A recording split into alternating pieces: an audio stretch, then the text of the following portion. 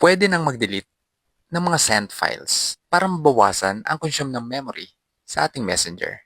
Kasi pag nagsisend tayo ng mga video at pictures sa Messenger, palaki ng palaki ang kinokonsume nito sa ating memory. At kung gusto mong malaman ay tapusin mo ang video na ito. Open mo ang Messenger. I-click ang 3 lines o ang menu. I-click ang settings.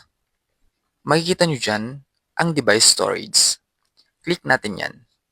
Since na malaki ang kinokonsume ng memory ng mga video at pictures, i-click natin ang See All. At lalabas na dito ang lahat ng picture at mga videos na sinend sa atin ng ating mga friends sa Messenger. Ngayon para mabawasan ang memory na kinokonsume ng ating Messenger apps, ay kailangan natin silang i-delete. I-click ang Select. Nasa sa inyo na kung saan dyan ang i-delete nyo. For example, ito. I-click natin at i-click ang delete sa baba.